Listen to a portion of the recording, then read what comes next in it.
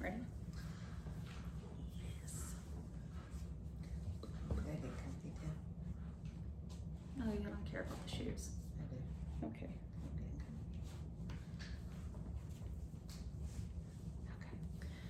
All right, so Lizzie Borden took an axe and gave her mother 40 whacks. When she saw what she had done, she gave her father 41. A nursery rhyme etched in blood and whispered throughout generations, but behind those haunting lines lies a tale of class, culture, and crime. And a woman who was either villain or victim, depending on who you ask. This is the Lizzie. Lizard. This is the Lizzie Borden case. So, it all starts with roots of resentment. Mm-hmm. So, born July 19th, 1860, it's a long time ago, Lizzie Borden grew up in Fall River, Massachusetts. In a home ruled by her father's frugality, Andrew Borden was a wealthy man. He was head of textile mills, president of a savings bank, but their home lacked indoor plumbing. So a lot of sense that makes. Yeah, But it is 1860. Yeah, but at that time they had indoor plumbing and electricity. Yes. And for being a wealthy man, you would have thought. That he would have wanted at least. But their home lacked indoor plumbing. Their address was 92 2nd Street, and it sat just beneath the city's elite enclave, The Hill. Lizzie and her sister Emma were devoted churchgoers. Lizzie volunteered in a Sunday school and joined reformist organizations, but discord lived beneath the surface. The sisters resented their stepmother, Abby, so Lizzie and Emma don't like Abby. Lizzie called her Miss Borden, which Instead of mom. yeah, but back in the day, that's more proper. Yeah, but to your own family? It would have probably been disrespectful to call her Abby. Yeah. Anyways, so Lizzie called her Miss Borden and suspected of marrying her father Andrew for his money. The family rarely dined together, and weeks before the murders, the sisters bought a rental property from their father for $1 and sold it back to him for $5,000. Which I guess today would be $171,000. So they bought a rental property from their dad for $1. For $1. So he was being generous.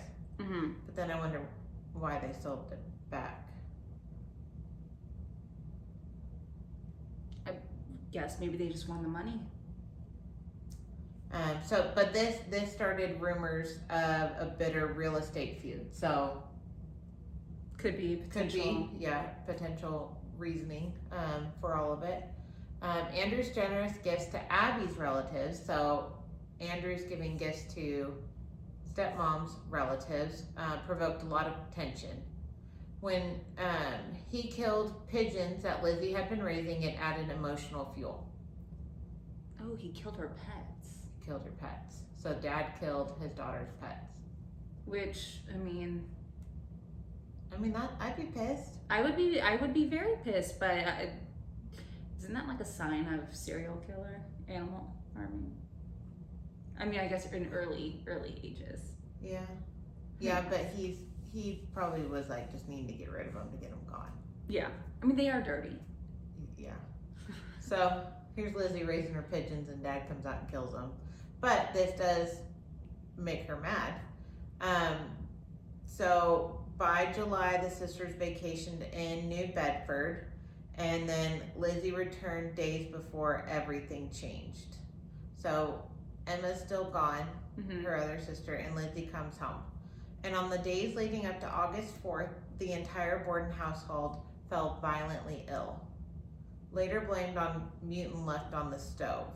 Abby Borden suspected poison, prompting investigators to remove both victims' stomachs for toxicology tests. No poison was found, though locals whispered of hydrocyanic acid? Hydrocyanic acid? Sure. Okay. Which Lizzie had inquired about for cleaning furs. Okay. So up front, I'm piecing this case together. This is not one that I'm very familiar with. So I'm piecing things together with you guys, trying to figure out why. Yeah. What, why. So everyone falls sick. From Prussic or hydrocyanic acid. Hydrocyanic acid? Isn't that what I said? You said sciatic. Sciatica. Hydrocyanic acid. So Possible poisoning. Maybe it's something that they couldn't test for. It could have been. Yeah. I mean, it's the 1860s. How This is great is their true, yeah. testing? The 1800s, yeah. Or not 1860s, 1890s. So yeah, now we're in the 1890s. So Abby is 32 years old at this point. Yeah. Because she was born in 1860. Yes. So fast forward, August 3rd, 1892. So day before. Who knows what happened, truly. Uh-huh. Day before, August 3rd, 1892, their Uncle John Morse arrived and spent the night. So Uncle John's in town. Uncle John is in town. Yes. Family reunion. Just kidding. Come on, Uncle John. Uncle John. So a bloody morning. So this is the morning of August 4th. Abby, Andrew, Bridget Sullivan, who was their Irish maid, and John Morse ate breakfast. Abby went upstairs to tidy the guest room between 9 and 10:30 a.m. Forensics later showed that she was attacked head on. So one blow above the ear is what actually killed her. But she was struck 17 more times, which... That's rage. That's rage. That's anger, crime of passion, whatever you want to call it. Yeah. Andrew returned around 10:30 a.m. His key didn't work, so Bridget, the maid, tried to open the door and she struggled with the door. She had cursed and then she had heard Lizzie laughing upstairs, even though Abby's body lay in view. So Lizzie claimed Abby had gone out to help a sick friend, and then shortly after, Andrew lay on the sofa. So even though Abby was where she could have been seen, but they didn't see her. Yeah. So she's probably like, oh, she went out. Yeah. We didn't see her. She's been gone for, 30, 45 minutes at this point. Yeah. She left, type deal. Yeah. So Andrew lay on the sofa, and then at 11:10 a.m., Lizzie called out, and they called Bridget, their maid, they called her Maggie. Okay. I don't know where they got Maggie from that, but they called her Maggie, so cool. So she yelled out, "Maggie, come quick, father's dead. Somebody came in and killed him." Andrew was brutally struck 10 to 11 times. One blow had split his eye. Which, again, rage, but I don't know. I guess I would want to hear or know did she sound frantic, or was it like, "Maggie, come quick. Hey. Oh no. Yeah. Dear father, what has happened to you?" Oh my gosh. So, yeah, if it's truly her, if it's truly Lizzie, right. Because Lizzie's story morphed repeatedly. Yeah. One, she was reading, she was ironing, she was coming down the stairs, but her demeanor was always calm, and police noted her stolid expression. But they didn't check her for blood or properly search her room. I did read about that. So, and which is weird because you think that would be the first thing they do is they kick everybody out of the house and then they search, investigate everything. Yeah.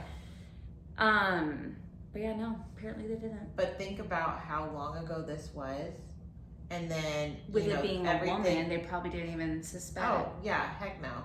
And with as far as advancements have come since then, Yeah. you know, it's like, oh, they pick and learn from each case that's happened.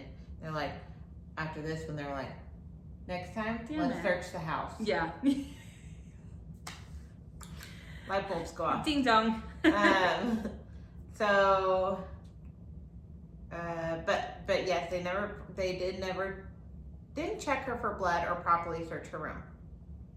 In the cellar, though, they found hatchets and a broken hatchet head dusted to appear old. So she's covering it up. Someone's covering stuff up. Right. But it was never conclusively identified as the murder weapon. Right. Well, she probably wiped it or washed it. So then if there's no blood on it. And back in the day, they're not tested. They don't have the little, luminol spray that lights up. Yeah. But because, like earlier, the victims had been ill for days, autopsies found no poison. But Lizzie had attempted to buy that prussic acid, that hyaluronic acid, Sciatic. The sciatic acid, allegedly to clean her cloak.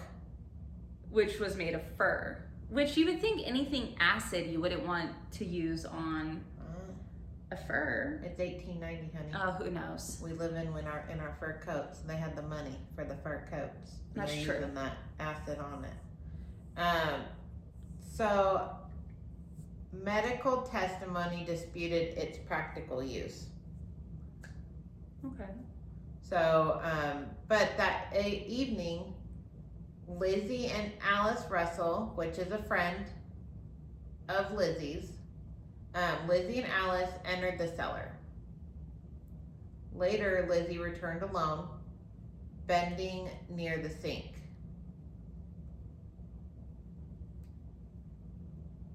But on August 8th, so this is 4 days, 4 days later, she burned a dress, claiming it was stained with paint. I wonder what color. Purple. Okay, so this is like so back in the day that they are not holding anyone in for questioning. No. It's just a go about your life type thing. Yeah. You know, it's just like, and even though hey, sorry your dad died. Yeah. And your stepmom was brutally murdered. Yes. Hope you sleep well tonight in your house. Yeah. Don't forget to clean the blood. Yeah. Well, and you would think too, so they obviously know it's a hatchet or an axe that killed them. But there had to have been so much blood. With as many many like wax and And I mean, if you're thinking about it, which I mean, if you're just listening, you're not going to see the motions. But like when you're striking and you pull up, like there's going to be blood flowing everywhere. Well, with your hit down, it's going to splatter that way. With your pull back up, it's going to fling. You know. Right. So, but here's my question too. So she kills dear stepmommy. Oh, so dearest. Oh, so dearest. And then she kills dad.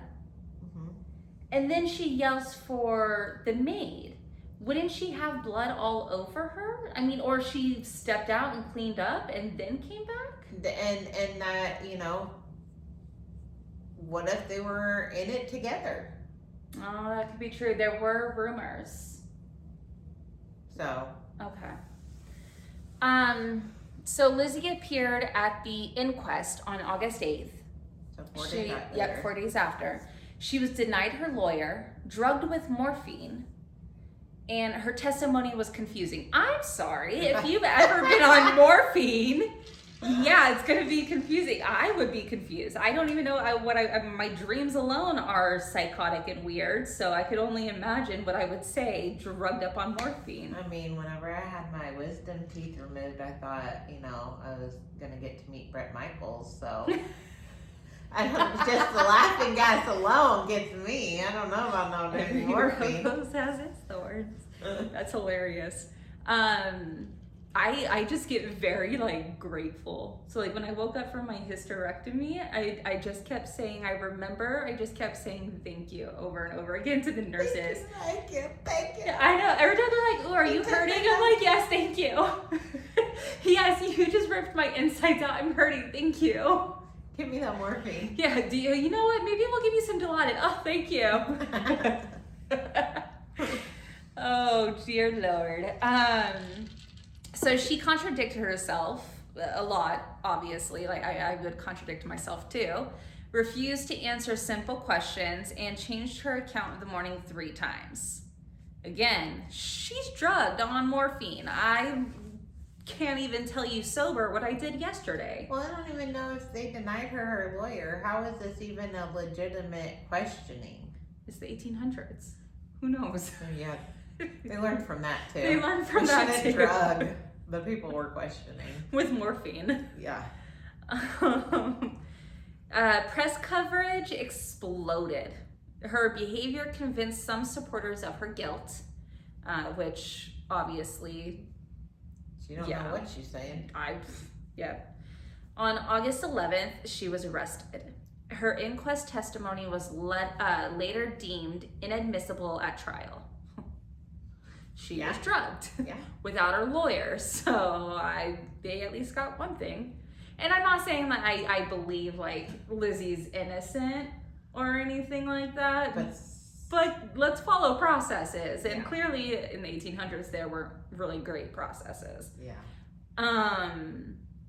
So first, despite her contradictory alibis, first claiming that she heard groans or scrapings, then insisting that she heard nothing, officers never thoroughly searched her room for bloodstains. They also failed to seize any potential weapons or lift fingerprints from the hatchet head. Actions later criticized as lack of diligence in the investigation, which I completely wholeheartedly agree. I mean, had they, just by looking at a weapon, like the dusted hatchet head, you know, that was broken and on the floor, who's to say, again, she didn't wash it, wipe it off, and then throw dirt on it to make it look like it hasn't been used in years. Yeah. You know, it had you picked up each hatchet and thoroughly examined. I mean, there's going to be crevices and things get in that you can't always get out. Well, and taking stuff as evidence, I mean, they obviously didn't do any of that either. Yeah. So that was probably one of those oh shit moments where they're like, yeah, we should have probably done that. When they're lessons learned. For sure. So the trial and the verdict. So the trial opened June 5th, 1893. A day after my birthday, centuries beforehand. What, 200 years before? No, 100 years before your birthday. I was born in 1991, so. 97 years before your birthday, whatever. So not centuries, decades. 98 years before your birthday. But this is pretty quick, because if this happened in August, that's one thing they had going for them. It was not, I mean, like 8 months later, you know, sometimes it takes years for this stuff. They're like, oh, back in 2022, you know, this case, and I'm like, oh shit, I almost forgot about that. Right. Okay, so June 5th, 1893, prosecutors included Hosea, Knowlton, and William Moody. The defense featured ex-governor Robinson. So a few days prior, another axe murderer shook Fall River. It couldn't have been Lizzie. She was in custody. Yep, she locked up. But the suspect in that case was later ruled out for the Borden killings. Okay, so they thought maybe he's turning into serial status and going on a spree again, but it wasn't him. So they say, but how do you know? They didn't collect no weapons or anything and no fingerprints, so. I mean, it's very nerve-wracking. I mean, they wait until she actually hits trial, and then there's another axe murder. I would like to think an axe isn't like a usual weapon back in the 1800s. I mean, they had guns, knives. Yeah, definitely. But that's kind of, what unnerved the jurors, all the coincidences. Right. But testimony differed over the hatchet head's missing handle. Alice's, the friend's, account of the dress burning was left unchallenged. Lizzie claimed to have been in the barn for 20 to 30 minutes, and 2 witnesses confirmed seeing her there around 11:03 a.m. So, there's these timelines aren't adding up for Lizzie to have been able to do this. But Bridget, cleaning lady Bridget, stated that Lizzie and Andrew were together at 10:58 a.m. Huh. So, how could she be together with Andrew at 10:58 and then but be in the barn 5 minutes later be in a barn? Yeah. I mean, and then what time did Dad die? 11:10 she yelled for Maggie. Okay. So at 11:10 a.m., which is what, 12 minutes after she was seen by Bridget with Andrew, and it was 7 minutes after she was seen in the barn. 7 minutes before. Yeah, these timelines are just not adding up. Right. Yeah. So when the skulls were revealed in court, Lizzie fainted. And if you committed the murder, I mean, unless you're a great actress, but I would think if you're capable of committing the crime, you're not going to faint at the sight of a skull when you literally just bash their brains in with a hatchet. Yeah. And she didn't pass out then, so. Yeah. Oh yeah. Brains hit. But they did bring in evidence about the poison that was purchased. Remember, Lizzie purchased this poison acid for her coat. To clean the furs. To clean her furs. But it was excluded. Yeah. So, yeah, she bought it. But they said that she wasn't. Yeah. Like, they weren't poisoned. She didn't use it, yeah. So, Justice Justin Dewey was appointed by Lizzie's defense attorney, and he gave a summary favoring acquittal. So, for her to get off. Yeah. On June 20th, after 90 minutes, so that's not long at all. That's not long at all. Not long at all. That's like, what, an hour and a half? Yeah. Lizzie Borden was found not guilty. And when she left, she told reporters, "I am the happiest woman in the world." I mean, I'd be happy too if I got away scotch-free and, got rid of my stepmom, who I despised, and my dad, who's kind of unclear really why she didn't for killing my pigeons. For killing my pigeons. Damn pigeons. Well, and if you think about it too, so she's the eldest daughter. Mm-hmm. So all of Daddy's money goes to her. So there's definitely motive. Oh, 100%. Yeah. No, there's motive. There's, more than one motive. If I'd be pissed if somebody killed my dog. I won't ever own pigeons, but they're birds. There's the whole jealousy of Abby, stepmom. Yeah. Abby and her family are getting all these gifts from Dad. Well, and if you think about it, if she just killed Dad, then Abby would have gotten the fortune. Exactly. And then Abby would have still been giving money and gifts and whatever to Abby her would have family. probably kicked Emma and Lizzie completely out of the situation Probably. once Andrew was gone. Yeah. So, and they said that Abby went first. So. But Dad wasn't home when Abby. Yeah, opportunity. So it made sense to take her out first, and then when Dad came home to take Dad out, watch, it was Bridget the entire time. They could have tag teamed that shit. Yeah, but I mean, it doesn't say like what was Bridget doing. Did it say what Bridget was doing? Mm-hmm.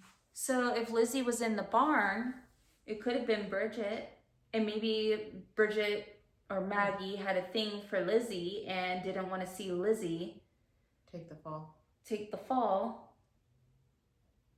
I don't know. So, theories and speculations.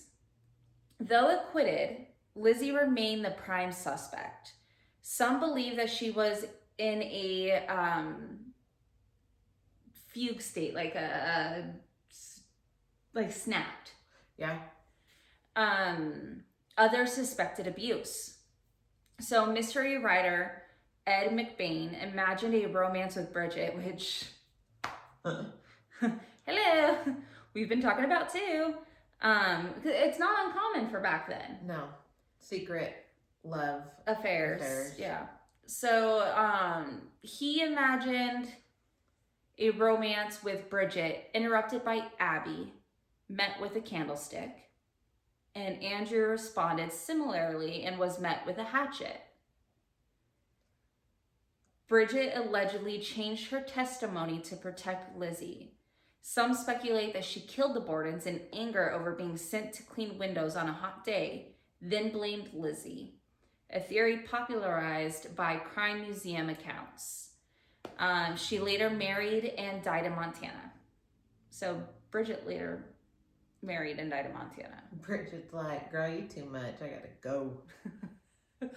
I didn't help you get rid of them, and now I'm out. Yeah. Other suspects included Uncle John. Yeah, where's Uncle John this whole time? He's like, just feed me and I'm out. Yeah. I ain't here for no bloody. He gave an overly perfect alibi. So William Borden was rumored to be Andrew's illegitimate son. Some even proposed Emma return secretly to commit the murders. Yeah, because Emma's been in wherever. Yeah, she wasn't home. No. Yeah. But then I'm sure someone would have seen her. Well, yeah, because, I mean, if you think about it, back then, traveling. Horse and buggy. Would it be a horse and buggy back then? I'm pretty sure they had a car. No? Maybe. Know. I don't know. Timelines don't add up for me. Too long ago. They also suspected a botched burglary. So a 1936 radio dramatization of Unsolved Mysteries. God, I love Unsolved Mysteries. It suggested a tramp attempting robbery committed the murders and escaped. A scenario with no corroborating evidence. Okay. I mean, they were wealthy. They were. So it is possible. And you have to remember there was another hatchet killing. Yeah. So, I mean, it definitely is possible.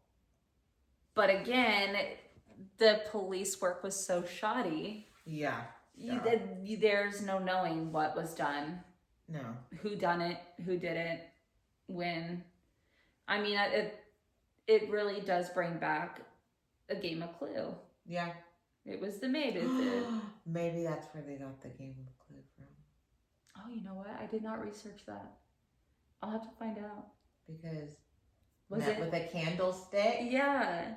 And then I don't think it was the maid. Clue doesn't have a hatchet though. They don't? I don't think so. I thought they did. It's been a minute. It has been a very long time. I have it in my garage. We have to play it. I'll look and see. Okay. So Lizzie's final years. So after the trial, Lizzie and Emma moved to Maplecroft on the hill. So remember before they lived the elite hill. They lived live below hill. it. Yeah. Now they live on the hill with Daddy's money. Mm-hmm. Lizzie styled herself as Lizbeth. Their staff included maids, a coachman, so coach. They were, that could have been a car. And a housekeeper. Yep. A generous settlement was paid to Abby's family. So Abby's family still got some money, but Not all of it. Not all of it. Daddy Warbucks over there. But the town of Fall River never forgave her. You gotta remember, their dad was like super involved. Right. So, I mean, that's a huge loss. In 1897, she was accused of shoplifting. Damn it, Abby. Not Abby. Oh, Lizzie. Abby's dead. I'm thinking of my sister. Damn it, Abby. Your sister's name is Abby. Yes, I don't think she's ever shoplifted. At least ever told me about it. I hope not. She's not going to tell you now. Yeah. Sorry. 1897, Lizzie's accused of shoplifting. So at this time, she's what, 37 years old? Yeah. Got plenty of money, and she's accused of shoplifting. 1905, after a party for actress Nance O'Neill, Emma left and never returned. Huh. She's like, this ain't for me. I can't live it in this lie anymore. Maybe she knew. Probably. Lizzie died of pneumonia on June 1st, 1927 at the age of 66. Emma actually followed 9 days later, and they were buried side by side with their father and stepmother. What the hell? How do they both die? Simultaneously. I mean, what if Emma killed Lizzie? What if Lizzie died of pneumonia? What if it was medication or something? So did Michael Jackson. Just kidding. But no, I mean, okay, she could have been sick, but what if she was poisoned and then Emma couldn't live without her sister or with the thought of what she's done, so then she killed herself? The world may never know. Well, yeah. Lizzie's estate was worth over $250,000. So that's a lot of money back then, because that's nearly $6 million today. But Lizzie also donated thousands to charities and animal rescues. Well, yeah, Daddy killed her birds. Oh, yeah. Which, I mean, but... I would too, honestly. Yeah. I mean, yes, my kids would have enough to be set for life and whatnot, but I would donate a lot too. Yeah. To charities and to the animals. Take care of the animals. Mm-hmm. So in culture and myth. So scholar Anne Schofield wrote, Borden's story has taken one of two fictional forms: the tragic romance or the feminist quest. It has become a popular American myth that links the present to the past. Indeed, Lizzie Borden's lives lives on in pulp culture. Her home at 92 2nd Street is now a museum and a bed and breakfast with Victorian decor. Would you ever stay there? No. No? You wouldn't stay in a potentially haunted? It ain't got no plumbing. I'm sure they've updated it since then. They don't have electricity or plumbing. We're not doing it. You're so funny. Gosh, I love you.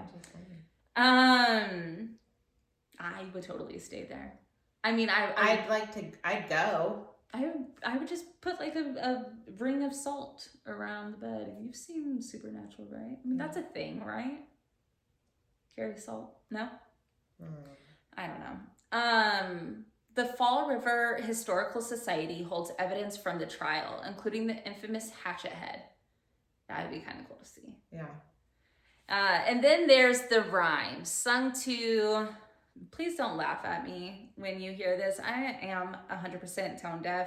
And I told her she had to do the singing. But it's ta-ra-ra-boom-de-ay, ta-ra-ra-boom-de-ay, ta-ra-ra-boom-de-ay, passed from child to child. So Lizzie Borden took an axe and gave her mother 40 whacks. When she saw what she had done, she gave her father 41. It's inaccurate because obviously Abby suffered 18 to 19 blows and Andrew had at most 11. But it rhymes, it caught the public's imagination, and it sold papers. There's even a forgotten second verse. So, Oh, Lord. Yep, so the second verse is Andrew Borden now is dead. Lizzie hit him on the head. Up in heaven he will sing. On the gallows she will swing. She never swung, but she never walked free either. She never swung but never walked free. That's not. No, yeah, that's like. Yeah. I don't know. I don't know either. I don't know. Real torn. There's a lot of options that it could have been. Yeah, could have been the sister. Could have been the maid. In the pantry with the candlestick. Yeah. In the hallway. Could have been the uncle. The uncle. Yeah, where the hell's Uncle John this whole time? He had a nearly perfect alibi, which I could not find the information on, but. Lizzie Borden, killer or victim? Myth. Told through a story shaped by blood, corsets, and whispered suspicions. Told through headlines and rhymes. Preserved in artifacts and echoed in the footsteps of terrorists. More than a century later, the hatchet still waits, the verdict still divides, and Lizzie Borden endures, not in prison, but in legend. So, she'll always be famous. Whether she did it or not. Yeah. I mean, there's so many shows and movies out there that have like some form of a portrayal of like what happened. Pieces of, the story and their own ideas of what it could have been. Yeah.